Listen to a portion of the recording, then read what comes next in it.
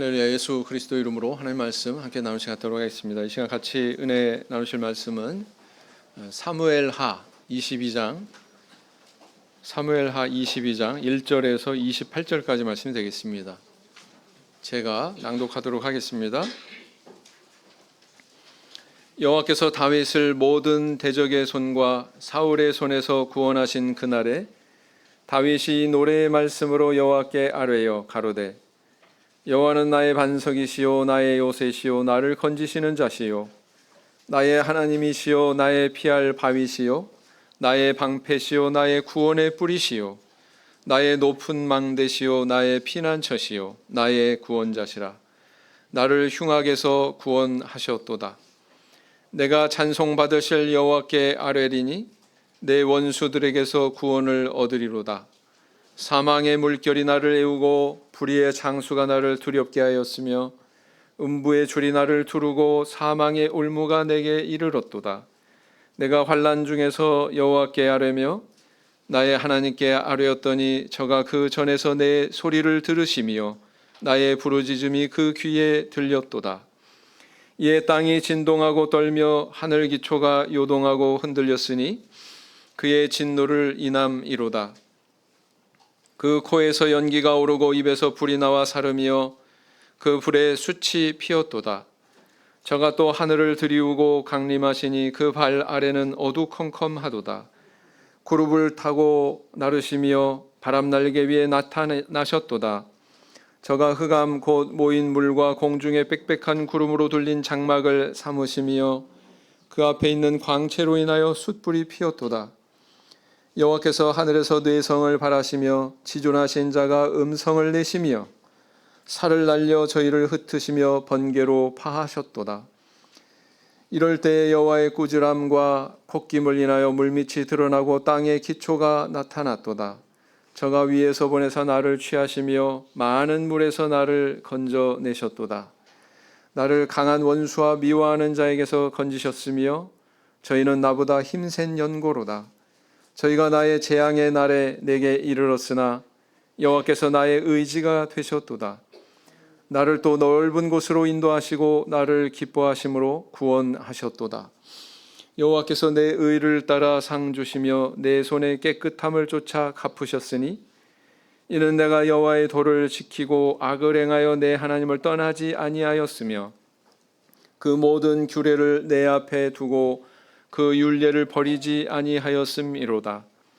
내가 또 그 앞에 완전하여 스스로 지켜 죄악을 피하였나니 그러므로 여호와께서 내 의대로 그 목전에 내 깨끗한 대로 내게 갚으셨도다. 자비한 자에게는 주의 자비하심을 나타내시며 완전한 자에게는 주의 완전하심을 보이시며 깨끗한 자에게는 주의 깨끗하심을 보이시며 사특한 자에게는 주의 거스리심을 보이시리이다. 주께서 곤고한 백성은 구원하시고 교만한 자를 낮추사 낮추시리이다. 살피사 낮추시리이다. 28절까지 말씀 살펴봤습니다. 전도자에서 이제 목자 알림을 받고 나면은 처음으로 경험하는 일이 있습니다. 그것은 바로 뭐냐면은 영은의 강사로 파송이 되는 것이죠.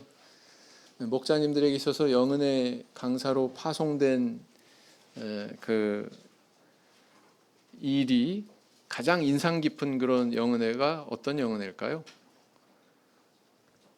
첫 번째 영은혜 아닐까요? 저에게 있어서도 이 첫 번째로 이렇게 파송받았던 영은혜 행사가 가장 인상에 남는다 이렇게 말씀드리고 싶습니다. 그런데 이제 그것이 나에게 첫 번째 강사로 파송된 일이었기 때문이 아니라 사실은 다른 이유가 있기 때문입니다. 제가 영은의 강사로 간다니까 어머님과 고모 할머님이 동행하셨어요. 참 부담이 됐는데 왜 따라오시려고 그럴까. 이렇게 부담이 됐지만 뭐 따라오시겠다는 제가 뭐 말릴 수도 없고 이렇게 어머님하고 고모 할머님이 동행하셨어요. 이 고모 할머님은 청주에서도 신앙생활을 하셨었습니다. 네. 머리에 비녀를 꽂으시고 한복을 이렇게 차려입으신 할머님이 이미 80세로 훌쩍 넘기신 그런 고령이심에도 불구하고 참 찬송을 좋아하셨어요. 그리고 또 잘하셨습니다. 제가 건네듣기로는 새벽 기도회 때마다 이렇게 기도 이외에 찬양을 하시는데 찬양 두세 곡은 그냥 기본으로 외워서 그냥 이렇게 쭉 부르셨다는 거예요. 그렇게 매일 하실 만큼 즐겨 하셨습니다. 그런 고모 할머님이 이제 동행하신 것이죠. 근데 이제 제가 파송을 받았던 그 교회에는 영은의 기간에 특별한 그런 찬양 예배를 드리는 전통이 있었습니다. 어떤 찬양 예배였냐면은 이거 뭐 성가대가 앞에 나오고 무슨 연주팀이 앞에 나오고 그래서 이렇게 하는 그런 찬양 예배가 아니고요.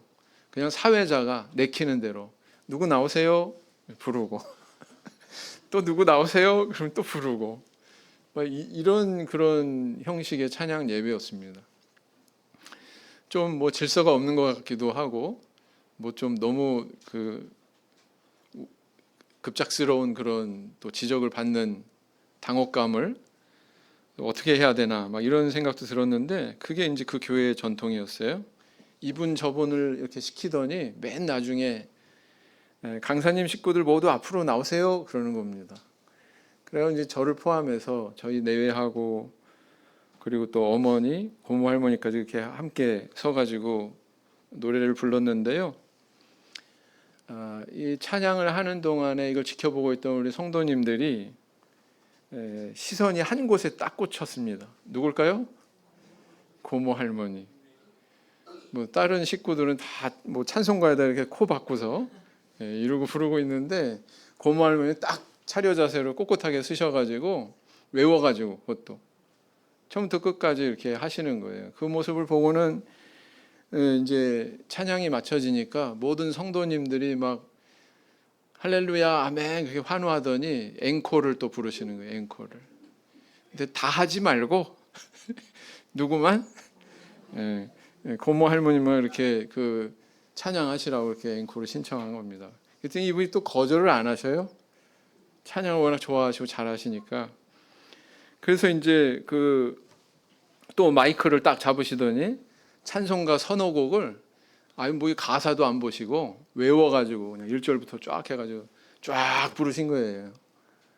그걸 보면서 성도들이 맨 처음에는 막 웃으면서 이렇게 환호하기도 했지만 시간이 지나면서 어떤 분들은 이렇게 눈물을 흘리면서 감동받아서 그렇게 감상하는 그런 성도님들도 계셨습니다. 그래서 그 모습이 아직도 이제 눈에 선하고 그 일 때문에 저한테 가장 깊게 그 기억이 되는 영은의 강사로서의 첫 그 행사 그것이 오래도록 제 마음속에 남아 있습니다. 지금 되돌아보면 이 고모 할머님의 찬양 속에는 아주 특별한 것이 있었죠. 그분이 살아가시면서 참 굉장히 우여곡절이 많은 그런 인생이셨지만 그럼에도 불구하고 뒤늦게 이렇게 하나님을 아시고 그분을 믿고 이렇게 의지하면서 살아온 신앙이 고스란히 그 찬양에 이렇게 다 묻어 나왔던 거예요. 그게 이제 감동이 돼서 성도님들이 이렇게 환호하시고 때로는 눈물 짓기도 하고 그러셨던 것 같습니다. 흔히 찬양을 정의하기를 이게 곡조가 있는 기도다 이렇게 이야기하지만 뭐 하나님을 향한 측면에서는 기도이기도 하지만 또 사람을 향한 측면에서는 간증이기도 한 것 같습니다. 그래서 우리 하나님께도 영광 돌리는 일이지만 사람에게도 영향을 미쳐요, 안 미쳐요? 감동을 주고 신앙의 울림을 주는 그런 측면이 있다라는 것입니다. 그래서 이 찬양에는 마땅히 우리의 신앙 고백이 들어가 있어야 되는 것이 아닌가 그런 생각을 하게 돼요. 저는 이제 신방을 가게 되면 그 신방간 가정에서 좋아하는 찬송을 한번 선곡해 보세요 이렇게 요청을 합니다. 두 번째 곡 고를 때 꼭 그렇게 요청을 해요. 그래서 어떤 곡을 선곡하나 또 누가 선곡하나 이것을 딱 보면 이 가정의 신앙이 이러저러 하구나, 이 가정의 주도권이 누구에게 있구나 이걸 알 수가 있습니다. 그래서 성도님들 좋아하시는 찬양이 있으십니까? 좋아하시는 찬양이 뭐예요? 그런데 그냥 함구하시면 안 돼요. 나는 이걸 좋아해요. 그게 마땅히 있어야 되지 않을까요? 거기에 내 신앙의 향기가 담겨져 있기 때문에 그렇습니다. 그래서 이 신앙이 제대로 서 있는 분은 찬양이 있어요. 근데 신앙이 제대로 서지 않으면 찬양이 없습니다. 어떤 그 이른 양이라고 소위 우리가 표현하는 관리신도님 댁에 딱 신방을 갔는데, 오랜만에 이제 만나니까 얼마나 또 서먹서먹하고 그렇습니까? 그렇죠? 근데 이분이 지금 신앙이 어떤 상태에 있나, 하나님을 의지하기는 하나, 전화가 띠리릭 왔어요. 그분 전화기 벨이 울렸습니다. 전화 벨소리에 어떤 음악이 흘러요? 찬송가가 흐르면 이분이 그래도 하나님 믿고서 살아가고 있구나. 근데 소양강 처녀 뭐 이런 게 나오면 그럼 그분은 찬양이 없는 거예요. 다시 말하면 하나님이 없는 거예요, 마음속에. 그죠? 우리 성도님들 좋아하시는 찬양 있습니까? 지금 그 휴대폰 벨소리, 컬러링 다 한번 볼 거예요, 제가.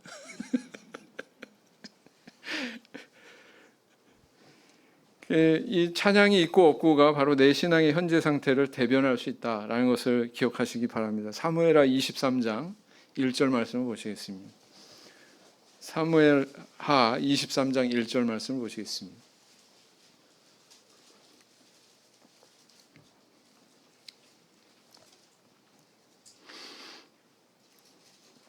사무엘하 23장 1절 말씀 같이 읽겠습니다. 시작. 이는 다윗의 마지막 말이라. 이새의 아들 다윗이 말하며 높이 올리운 자, 야곱의 하나님에게 기름 부음 받은 자, 이스라엘의 노래 잘하는 자가 말하도다. 그랬어요. 바로 다음 장에서, 오늘 읽으신 본문의 다음 장 첫 절에 다윗을 표현하는 그런 내용이 있는데, 다윗을 어떻게 표현하고 있습니까? 어떻게 소개하고 있어요? 하나님에게 기름 부음 받은 자, 그 다음에요, 이스라엘의 노래 잘하는 자, 이렇게 표현하고 있습니다. 이 다윗이 이 노래에 대해서, 찬송에 대해서 관심이 굉장히 깊었던 것 같습니다. 그도 그럴 것이 시편의 뭐 절반은 가까운 그런 내용이 다 누구의 저작이에요? 다윗의 저작입니다. 그리고 또 다윗은 악기 제조에도 관심이 컸었어요. 그렇게 성경은 기록하고 있습니다. 뿐만 아니라 성전 제의와 관련해서 레위인 가운데 특별히 하나님께 찬송 드리는 그런 성가대 조직을 했는데 24개 조로 조직을 해서 24개 당번을 세웠습니다. 말하자면 오늘날로 얘기하면 성가대를 몇 개를 세운 거예요? 24개를 임명해가지고 세운 거예요. 대단하죠? 얼마나 이 찬양에 대해서 관심이 깊고 또 그것을 좋아하고 즐겨하고 잘한 인물인지를 알 수가 있습니다. 그런 다윗이 그의 생애 가운데 가장 빛나는 시기에 찬양을 지어서 하나님께 올렸다라는 것입니다. 하나님께 감사와 영광을 돌리는 기도이기도 하고, 또 사람들에게 자신의 신앙을 소개하고 밝히는 간증의 그런 찬양이었죠. 그래서 그의 이 기도와 간증이 녹아있는 이 찬양은 오늘날 우리에게 뭘 전달하고 있을까요? 오늘은 이 다윗이 부른, 또 다윗이 지은 이 찬양을 통해서 그의 신앙을 발견하고 함께 은혜를 나누고자 합니다. 이 찬양은 신앙의 소산입니다. 다윗이 어떤 신앙의 길을 걸어왔는지 알려면 그가 부른 이 찬양의 내용을 보면 돼요. 다시 말하면 시편을 보면은 알 수가 있습니다. 사무엘하 22장에 수록된 이 찬양은 재미있는 사실이 있는데 2번 기록됐어요. 시편 18편에도 이 내용이 그대로 기록되어 있습니다. 동일합니다. 그래서 이 동일한 노래가 2번이나 성경에 기록된 것을 보면 이 곡이 그만큼 다윗에게 소중하게 여겨졌다. 사무엘기의 저자인 그 익명의 어떤 저자는 이 찬송에 대해서 대단히 중요하게, 다시 말하면 다윗의 인생을 대표하는 그런 찬양으로 삼았다, 이렇게 추정해 볼 수가 있는 겁니다. 그런데 이 찬양은 언제쯤 지어졌을까요? 우리는 그 근거에 대해서 1절 말씀을 통해 발견할 수가 있습니다. 사무엘하 22장 1절을 보시겠습니다. 사무엘하 22장 1절, 여호와께서 다윗을 모든 대적의 손과 사울의 손에서 구원하신 그날에 다윗이 이 노래의 말씀으로 여기까지만 읽겠습니다. 뭐라고 시작하고 있어요? 모든 대적의 손과 사울의 손에서 구원하신 그날에 이렇게 표현하고 있죠. 그래서 아마도 다윗이 이 노래를 지은 시기는 이리저리 피난 다니던 그렇게 도망자 생활하던 그런 처지에서 모든 것을 청산하고 통일 왕조의 2대 임금이 된 직후 그때쯤이 아니었을까. 왜냐하면 이 다윗의 어두운 기간들이 여기 녹아 있지 않아요. 뭐 범죄하고 그래서 고난받고 이런 내용이 전혀 드러나 있지 않습니다. 그래서 아마도 그가 임금으로 이렇게 지기 위해서 가장 큰 영광과 은혜를 누린 때가 아니었을까 싶습니다. 그래서 이제 오늘날 우리는 기억하시는 시편의 저작이 뭐예요? 우리 성도님들 친숙한 시편의 저작 뭐가 있습니까? 가장 먼저 1편 아시죠? 네, 1편도 아시죠? 네, 그 다음에 또 뭐가 있어요? 여호와는 나의 목자시니 이렇게 시작하는 23편이 굉장히 유명하죠?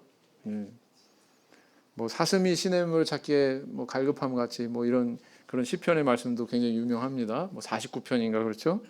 그런데 이런 여러 그 우리에게 익숙하고 유명한 그런 저작이 있지만 다윗 개인에게는 가장 영광되고 가장 기억에 남고 가장 즐겨 부르고 싶은 그런 찬양이 있다면 바로 22장에 나와 있는 시편 18편에 나와 있는 이 내용이 아닌가 싶습니다. 이 찬양의 올라 우리에게 주는 메시지는 뭘까요? 만약에 우리 성도님들에게도 다윗과 같은 이런 애송하는 찬양이 있다면 그 안에는 이런 것들이 있어야 됩니다. 첫째 뭐냐? 나 때문이 아니라 하나님 때문이라는 고백이 있어야 됩니다. 22장 2절에서 3절로 다시 돌아와서 보시겠습니다. 가로되 여호와는 나의 반석이시요 나의 요새시요 나를 건지시는 자시요 나의 하나님이시요 나의 피할 바위시요 나의 방패시요 나의 구원의 뿌리시요 나의 높은 망대시요 나의 피난처시요 나의 구원자시라 나를 흉악에서 구원하셨도다 그랬습니다. 이 다윗이 자신의 인생에서 함께 동행하신 거 하나님을 추억했을 때에 그가 비유하고 있는 것들이 있습니다. 하나님은 나에게 어떤 존재였느냐, 어떤 것과 같은 존재이셨느냐. 첫째는 뭐냐면 반석이셨다, 요새와 같았다, 피할 바위였다, 방패였다, 구원의 뿌리시다, 높은 망대이셨다, 뭐 피난처다, 여러 가지로 비유하고 있죠. 그런데 이 모든 비유의 대상들이 공통분모가 있어요. 그 공통분모가 뭘까요? 감히 생각해 보세요. 어떤 위기와 재앙의 상황이 임했을 때 나를 지켜주고 보호해 줄 수 있는 것들입니다. 그렇죠? 네. 바로 하나님은 그와 같은 존재가 되어주셨다라는 거예요. 내가 정말 위급한 상황에 재난의 상황에서 절망하지 않고 죽임당하지 않고 상해를 입지 않고 무사할 수 있었던 것들은 바로 이렇게 나를 보호해주는 하나님이 계셨기 때문이다. 이렇게 수레하고 있는 것입니다. 여러분 이걸 통해서 우리는 뭘 알 수 있어요? 우리가 살아가고 있는 이 세상은 위험한 것이 너무나도 많다. 그리고 또 한 가지는 인간은 그런 세상에서 살기에 너무나도 약하다라는 것입니다. 잠언 30장 26절을 보시겠습니다. 잠언 30장 26절을 보시겠습니다.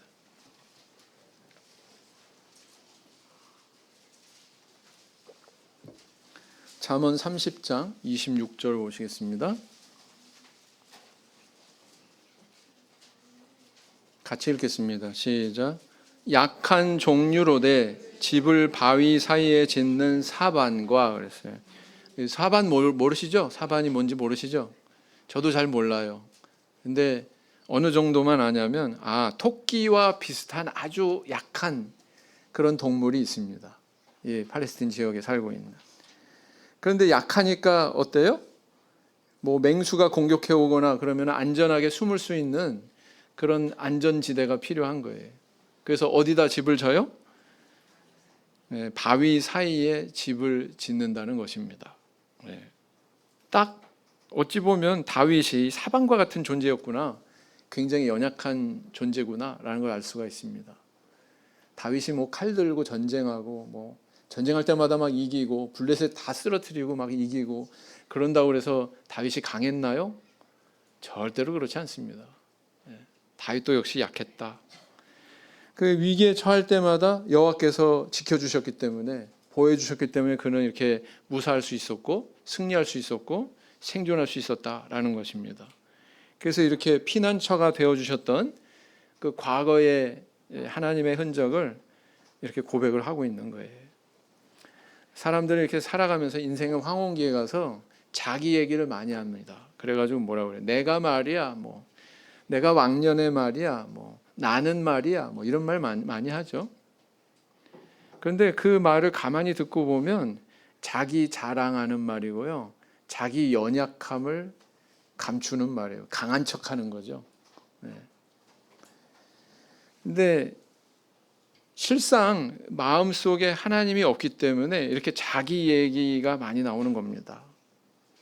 자기 인생을 자기 혼자 힘으로 마치 살아온 것처럼, 세상은 이렇게 어수선했지만 난 이렇게 강하게 잘 살아왔어. 뭐 이게 다 본질이 그거예요. 다 결론이 다 그겁니다. 그러나 하나님을 잘 믿어온 성도는요, 그 입에서 나오는 내용이 좀 다릅니다. 어떻게 나와요?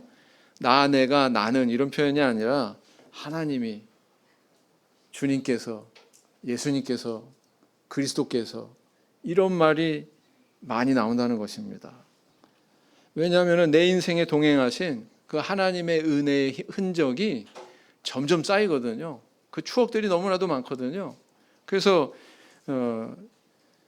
그런 것들을 입에 더 많이 오르내리게 된다라는 것입니다. 부디 우리 성도님들 나는, 내가 이런 표현보다 하나님께서, 여호와께서, 주께서, 예수님이 이런 표현이 더 입에 오르내리는 우리 성도님들 되길 원합니다. 다윗은 자신이 경험했던 과거의 환난을 음부와 같다, 또 사망의 올무, 또 불의의 창수, 이렇게 표현하고 있습니다. 우리 표현으로 바꾸자면 어떤 표현일까요? 산전수전, 만고풍상 다 겪었다, 그런 뜻 아닐까요?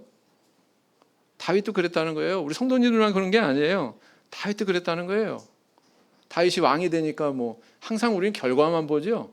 과정은 안 보고, 뭐 영광스럽고 막 부럽고 높은 자리에 오르니까. 근데 그게 본질이 아니라는 거예요. 이게 바로 우리의 인간의 실상이다, 인생의 실상이다라는 거예요. 이게 세상이 어떠한지를 분명히 보여주는 사실이다라는 것입니다. 세상 속에서 안전한 곳을 찾기가 어렵습니다. 인간은 연약해요. 그런 세상 속에서 우리는 반석 같은 하나님을 의지해야 된다라는 것입니다. 왜냐하면 우리는 사반과 같은 연약한 존재이기 때문에 그래요. 사자, 호랑이, 곰같이 그런 맹수가 아니에요. 우리는. 그렇기 때문에 우리 하나님을 의지해야 된다라는 것입니다. 제가 이제 어떤 구도자나 이런 분들 전도하다 보면은요, 어떤 얘기가 나오냐면은, 저는요 이렇게 교회도 다녀보고 뭐 하나님도 믿으려고 해봤는데 저는 기독교 체질이 아니에요. 하나님 믿는 체질이 아닌 것 같아요. 이 말은 나는 나는 연약한 사반이지만 저는 반석이 필요한 재질이 아니에요, 이렇게 얘기하는 건 똑같은 겁니다. 그렇죠? 인간은 강하지 않습니다. 인간은 다 거기에요. 인간은 다 똑같습니다. 연약합니다. 쉽게 무너지고 깨집니다. 그러니까 다 하나님을 필요로 하는 거예요. 다 반석과 같은 그 하나님을, 피난처가 되어주시는 그 하나님을 필요로 하는 존재입니다. 뭐 체질이 아니라고요? 하나님 믿는데 그런 걸로 따지는 거 아닙니다.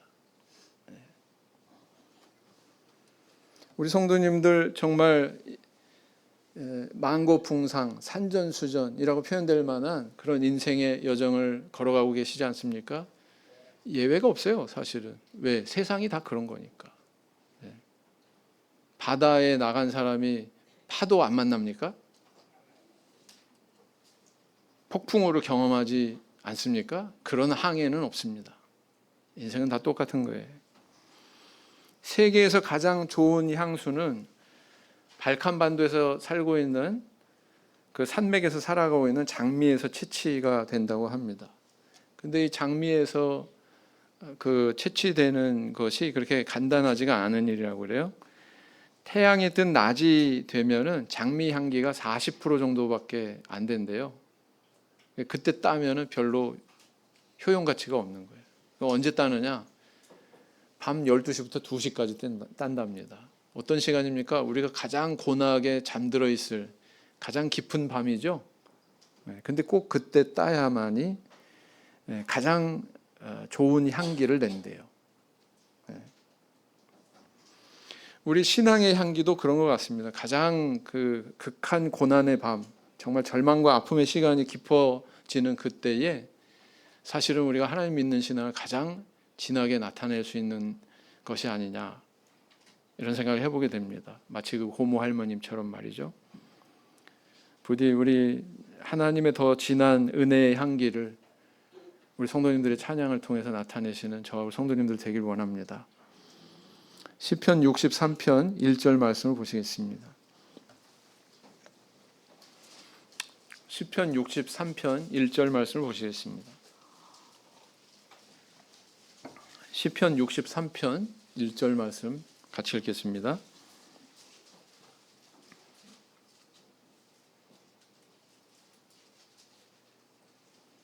제목에 뭐라고 써 있어요? 63편 1절에 다윗의 시, 유다 광야에 있을 때에. 성도님들 유다 광야 아세요? 아무것도 없어요. 가면 오로지 그냥 그 황색의 황량한 벌판만 겹겹이 이렇게 마치 산 넘어 산 있는 것처럼 광야 넘어 광야 넘어 광야, 그게 바로 유대 광야입니다. 거기에 거할 때 다윗이 이렇게 노래했습니다. 읽어보시겠습니다. 1절 시작. 하나님이여 주는 나의 하나님이시라. 내가 간절히 주를 찾되 물이 없어 마르고 곤핍한 땅에서 내 영혼이 주를 갈망하며 내 육체가 주를 앙모하나이다. 광야 같은 세상에서 하나님 의지하는 저와 우리 성도님들 되길 원합니다. 자, 두 번째, 우리 성도님들의 찬양에 뭐가 있어야 될까요? 다윗의 찬양에 이것이 있었듯이 내가 이렇게 기도했더니 하나님께서 저렇게 응답하셨다, 이 간증이 있어야 됩니다. 다윗이 바로 이 찬양을 통해서 그 간증을 하고 있죠. 사무엘하 22장 7절로 돌아가시면 내가 환난 중에서 여호와께 아뢰며 나의 하나님께 아뢰었더니 저가 그 전에서 내 소리를 들으시며 나의 부르짖음이 그 귀에 들렸도다 그랬습니다. 다윗의 찬양에 있었던 두 번째 것은 뭐였냐면은 기도 응답의 간증이었어요. 그는 말합니다. 내가 아뢰었다. 내가 또 부르짖었다. 다윗은 그냥 기도했다 이게 아니고 부르짖었다 이렇게 말하고 있습니다. 얼마나 상황이 절실했으면 부르짖겠습니까? 그런 간절한 부르짖음이 있었기 때문에 또 하나님께서 그에게 응답을 이렇게 주셨다는 것이죠. 다윗은 사울 왕의 칼에 이리저리 도망다니는 그런 처지에도 불구하고 블레셋이 자기 동족들을 괴롭힐 때 하나님 앞에 여쭙습니다. 그 일 나를 구원할까요? 그랬더니 하나님께서 뭐라고 응답하셨어요? 그 일 나를 구원하라. 그 하나님의 응답대로 그는 출정했고 전쟁에서 대승을 거두지 않습니까? 야, 우리 하나님 참 신실하신 분이야. 내가 이렇게 기도했더니 갈 길을 알려주셨어. 다른 부하들은 다 반대했는데 하나님께서 제시하시는 이 길로 갔더니 이렇게 대승을 거두게 해주셨어. 그 체험을 한 거예요. 그 체험을 했던 것입니다. 그리고 또 한 번은 다윗이 블레셋 땅 시글락에 망명생활을 할 때 아말렉 족속이 약탈하는 그런 일을 당합니다. 그 다윗의 진영을 쳐가지고 모든 그 부하들의 그런 가족들을 다 포로로 잡아가고 그들의 재산을 다 약탈해 갔었죠.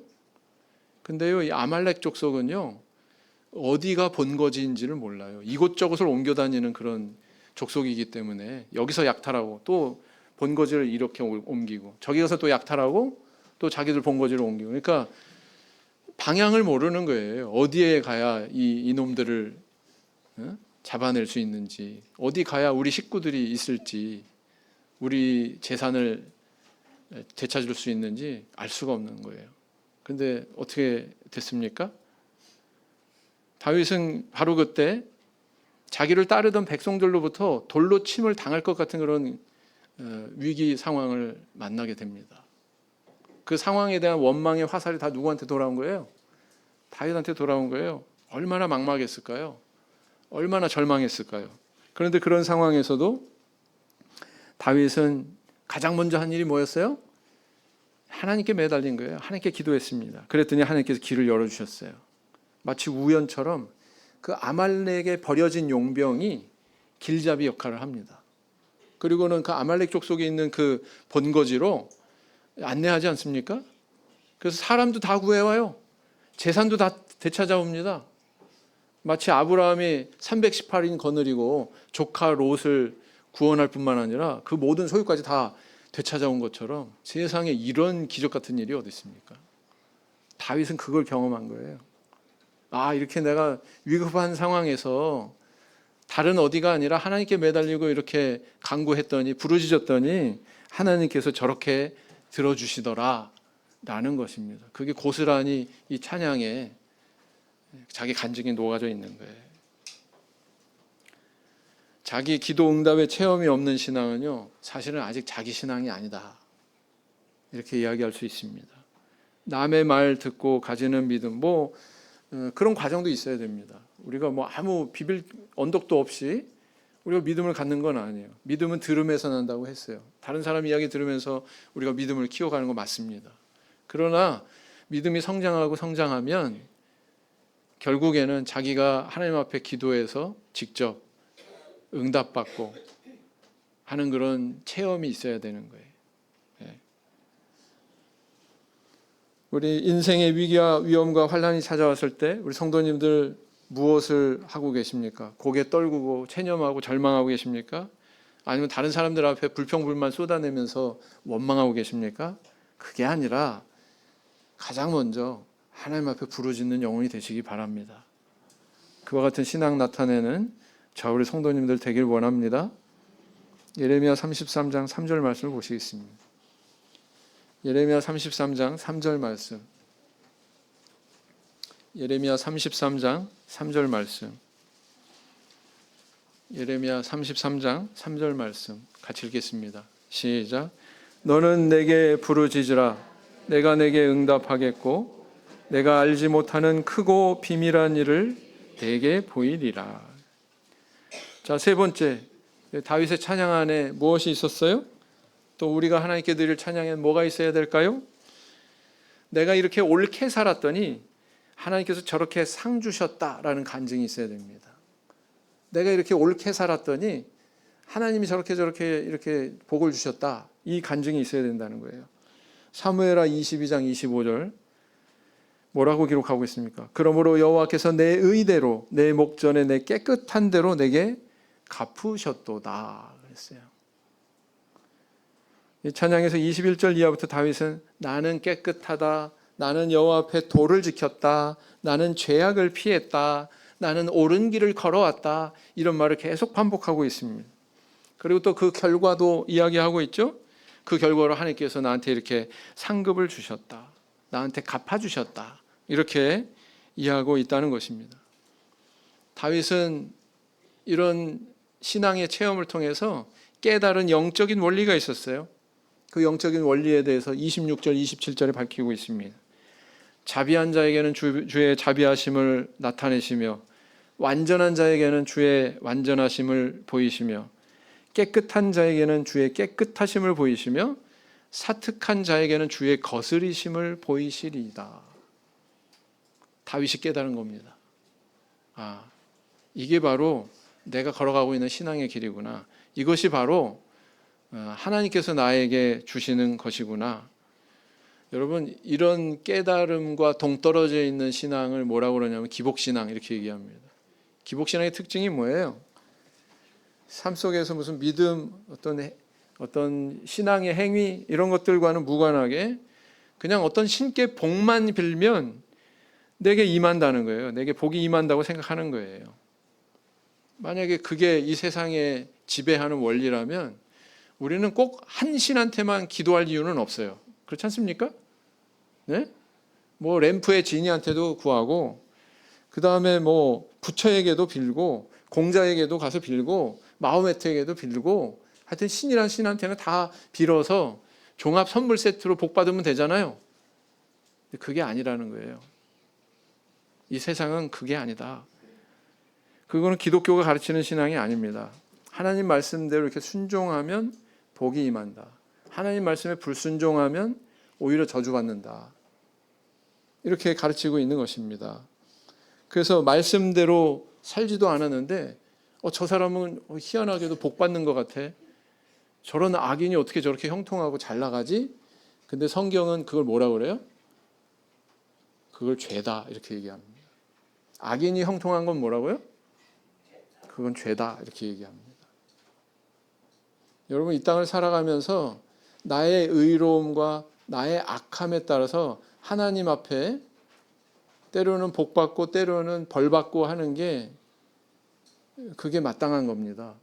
그렇잖아요. 근데 내가 악을 행했는데 내가 오히려 잘 돼? 형통해? 그건 잘못됐다는 거예요. 그러면 안 된다는 거예요. 그럼 이 세상의 질서를 깨는 거예요. 하나님께서 창조하신 이 세상의 공의의 세계를 무너뜨리는 거다라는 것입니다. 하나님 말씀대로 살았을 때 하나님이 그에 대한 보상으로 주시는 복이야말로 사실은 아무 이물질이 없는 순전한 복입니다. 그게 오래가고요. 그게 변하지 않습니다. 복처럼 보이는데 나중에 보면 변질이 돼가지고 일순간에 또 다 이루어져 버려. 바람에 휙 날아가 버리는. 그렇게 보이는 복도 있어요, 없어요? 결론은 이게 복이 아니구나. 그렇게 밝혀지는 것들이 세상에 얼마나 많습니까? 그죠? 그렇습니다. 근데 다윗이 이렇게 자기가 인생을 살아보니까 정말 하나님 말씀 붙들고 그 말씀대로 순종하려고 이렇게 노력하면서 살아보니까 이런 원리가 세상을 지배하더라. 나의 믿음의 그릇만큼 하나님은 내게 복 주시더라라는 거죠. 내가 의로운 만큼 하나님이 나한테 의로움을 보여주시고, 나의 완전한 만큼 하나님께서 그분의 완전하심을 내게 보여주시고, 내가 깨끗한 만큼 주님께서 나를 깨끗한 것으로 이렇게 갚아주시고, 이게 바로 이 세상에 흐르고 있는 원리구나라는 것을 다윗은 간증하고 있는 것입니다. 어거스틴이라고 하는 사람이 이런 말을 했다고 그래요. 바른 길에서 쩔뚝거리는 것이 잘못된 길에서 달리는 것보다 낫다. 참 의미심장한 말이죠. 부디 이 다윗의 깨달음이 저 우리 성도님들의 깨달음이 되기를 원합니다. 잠언 2장 21절 말씀 보시겠습니다. 잠언 2장 21절 말씀 보시겠습니다.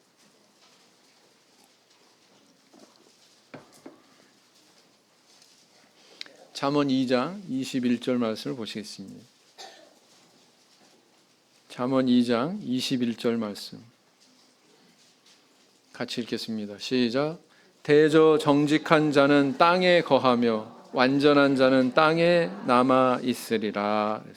자, 네 번째, 다윗의 찬양에 있는 것처럼 우리 성도님들의 찬양에 뭐가 있어야 돼요? 나의 당대만이 아니라 나의 후손의 미래를 위한 기도가 있어야 된다라는 것입니다. 나의 당대만이 아니라 나의 후손의 미래를 위한 하나님 앞에 간구가 있어야 된다라는 거예요. 사무엘하 22장 51절, 오늘 읽지는 않았습니다만 51절 마지막 부분에 보시면 51절 같이 읽겠습니다. 시작. 여호와께서 그 왕에게 큰 구원을 주시며 기름 부음 받은 자에게 인자를 베푸시며 영원토록 다윗과 그 후손에게로다 하였더라 그랬어요. 다윗은 하나님의 은혜가 자신뿐만 아니라 후손들에게까지 동일하게 계승되고 물려지기를 기원하고 있습니다. 사람은 아무리 세상에 뭐 재산과 명예와 신분과 좋은 것이 많아도 자기 스라의 자손들이 속썩이면 그보다 고통스러울 수가 없어요. 그런데 반대로 세상에 소유한 것이 아무것도 없을지라도 스라의 자녀들이 하나님 은혜 안에서 신앙생활 잘하고 이렇게 평안한 가운데 살아가는 모습을 보면 그거보다도 더 행복하고 보람 있는 일이 없습니다. 그것을 제가 목회하면서 저게 진리구나 느끼는 순간이 많거든요. 그러니까 지금 자녀가 어릴 때 우리 성도님들이 해야 될 게 뭐예요? 정말 가소성 풍부한 말랑말랑한 그런 가소성 풍부한 그런 영혼을 가지고 있는 시기에 이 자녀들이 하나님을 체험하게 해야 됩니다. 철저하게 체험하게 해야 됩니다.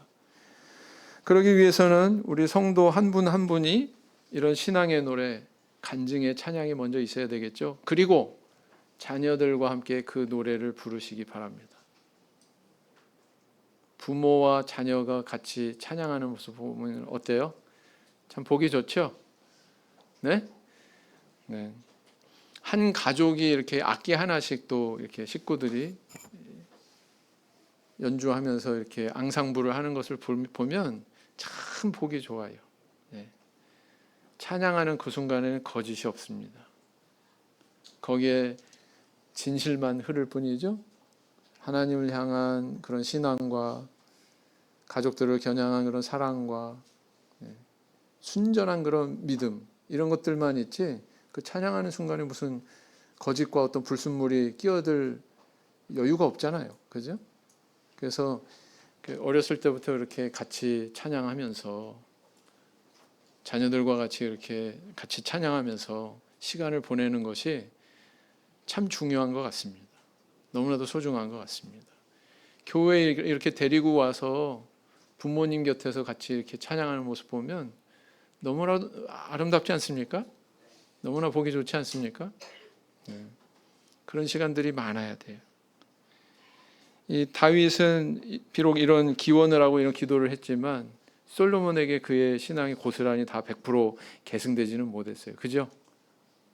결코 쉬운 게 아니에요. 우리의 기원뿐만 아니라 우리의 그런 기원대로 찬양해야 됩니다. 자녀들과 함께 해야 됩니다. 같은 신앙을 나눠야 됩니다. 이사야 38장 20절 말씀 보시겠습니다. 이사야 38장 20절 말씀.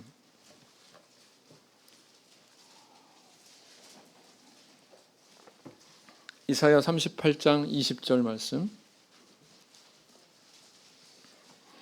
이사야 38장 20절 말씀 같이 읽겠습니다. 시작. 여호와께서 나를 구원하시리니 우리가 종신토록 여호와의 전에서 수금으로 나의 노래를 노래하리로다. 부대 인생의 만고풍상, 산전수전 다 겪고 이렇게 지어 불렀던 이 찬양이, 이 다윗의 찬양이 또한 우리 성도님들의 찬양이 되기를 원합니다. 다윗의 찬송이 나의 찬송이 되고 또 나의 찬송이 우리 자녀들의 찬송이 되고 또 우리의 찬양이 구원받을 14만 4천의 많은 물소리가 되고 그래서 우리가 하나님께 감사와 영광을 돌리는 그런 찬양을 부르면서 이 땅에 재림하시는 우리 예수님을 맞이할 수 있는 모든 우리 성도님들 다 되시기를 예수님 이름으로 기원드립니다. 묵상 기도하시겠습니다.